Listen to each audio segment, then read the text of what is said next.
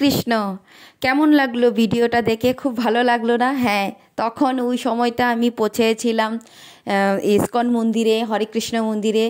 আমার সেদিন চৈতন্য প্রভুর জন্মদিন ছিল, আর তখনই এই দৃশ্যটা আমি দেখতে পারলাম। কেন আমার ভাগ্য খুব ভালো, দৃশ্যটা বলতে তখন চৈতন্য প্রভুর অভিষেক হচ্ছিল। এত সুন্দর অপূর্ব দৃশ্য দেখে মন ভরে গিয়েছিল, সত্যি খুব ভালো লাগছিল। জানো, এখানে আসলে না আমার না কী যে হয়ে যায় আমি নিজে বলতে পারি না। আমি আর ঘরে যেতে একদম মন চায় না।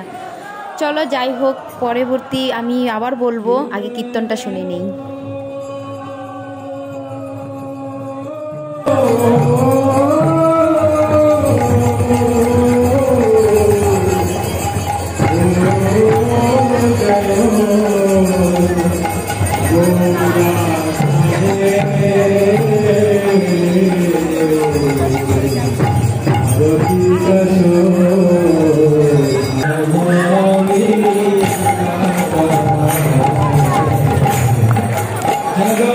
হরে কৃষ্ণ শুনে নিলে তো গানগুলো?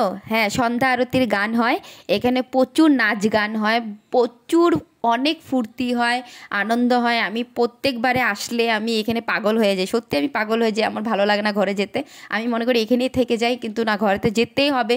তো তোমাদেরকেও আমি অনুরোধ করি, তোমরা যদি কখনো একটু ভগবানের জন্য যদি সময় বার করে এখানে আসতে পারো, এখানে উলুবাড়ি লাচিতনগরে আসলেই তুমি এই ইস্কন মন্দিরটা পেয়ে যাবে।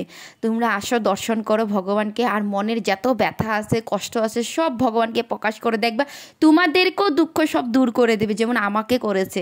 সত্যি আমার কোনো দুঃখ নেই, তোমাদেরও দুঃখ দূর করে দেবে, এটা আমার গ্যারেন্টি। তোমরা একবার যাও, আর ভিডিওটা যদি ভালো লাগে একটি লাইক দিয়ে হরে কৃষ্ণ।